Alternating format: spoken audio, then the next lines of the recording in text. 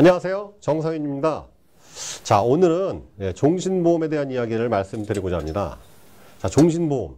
일반적으로 그 소비자분들이나 일반 그 대중들이 종신보험 하면은 사실 그렇게 달궈하시는 분들이 없습니다. 왜냐하면 이게 이제 사람 죽음과 관계된 상품이고 죽은 다음에 돈 나온다. 저도 예전에 사실 이해를 못했습니다. 아니 뭐 내 살아생전에 당장 돈이 필요한데 죽어서 돈이 나오는 것이 뭐 이렇게 중요한가. 그러나 이 종신보험에는 아주 깊은 조상들의 지혜가 담겨 있습니다. 오늘 그 내용에 대해서 말씀드리고자 합니다. 과연 종신보험은 어떠한 상품인가? 그거에 대해서 속 시원하게 말씀드리고자 합니다.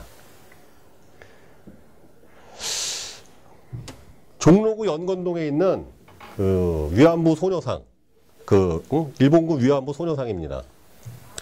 일본 대사관 앞에 건너편에 있죠. 일본군 강제 위안부 피해자 문제에 대한 일본 정부의 진정한 사죄와 배상을 요구합니다. 대한민국 국민들이라면 다 공감하는 내용입니다. 그리고 민족적으로도 좀 수치스럽고 또 부끄럽고 죄스러운 내용이기도 하죠. 이 위안부 소녀상을 이렇게 겨울에 가보시면 이 발 부분에 이렇게 목도리가 감겨 있습니다.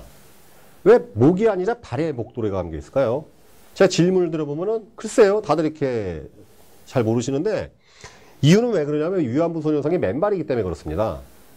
그러니까 맨발이니까 지나가는 시민들이 발이 이렇게 시려워 보이고 안쓰러워 보이니까 발에다 목도리를 감겨주는 것이죠. 그러면 왜 위안부 소녀상은 맨발일까요? 그 글렌데리시에 있는 미국에 있는 위안부 소녀상은 똑같은 디자인입니다. 그 이유는 그렇습니다. 그 예전에 일제시대 때 위안부로 끌려가셨던 분들의 그 옛날 영상자를 보면은 신발을 신으신 분이 아예 없었다고 합니다. 그리고 옷조차도 멀쩡한 복장이 아니라 다 그냥 누더기 같은 그런 종이 헝겊 같은 거 하나 이렇게 입고 있었던 것이죠. 그야말로 인간 이하의 취급을 받은 성노예였던 것입니다. 그것을 표현하기 위해서 맨발로 위안부 소녀상을 만들었다고 하죠. 자, 우리 민족한테는 다 이게 공감이 되는 내용이고 일본 정부의 어떤 그 처사가 참 분개스럽고 화가 나기 그지없습니다. 자, 그럼 과연 일본 사람들은 일본 정부의 입장은 과연 어떨까요? 우리가 누군가하고 설득할 때 우리 입장만 알면 안 되겠죠? 상대방의 입장도 한번 우리가 알아볼 필요가 있습니다. 자, 일본 정부의 입장을 알아보도록 하겠습니다.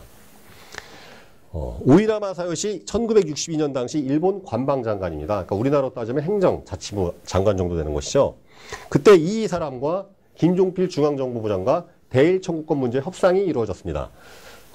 대일 청구권 문제는 1962년 김종필 중앙정보부장과 오이라 마사요시 관방장관 간에 맺어진 협상 결과로 총 6억 달러를 제공함으로 해결되었음.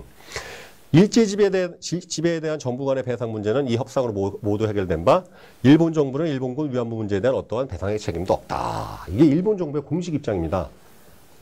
6억 달러. 50년 전 6억 달러입니다. 이 6억 달러 어느 정도 돈이냐면요.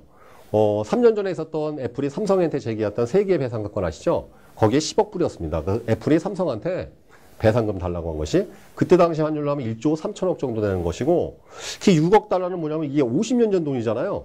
그러니까 물가 상승률이 그 사이에 거의 한 60배 정도가 올라갔는데 지금 돈으로 환산한다면 약 500조 원이 넘는 돈입니다. 아주 굉장히 큰 돈이죠.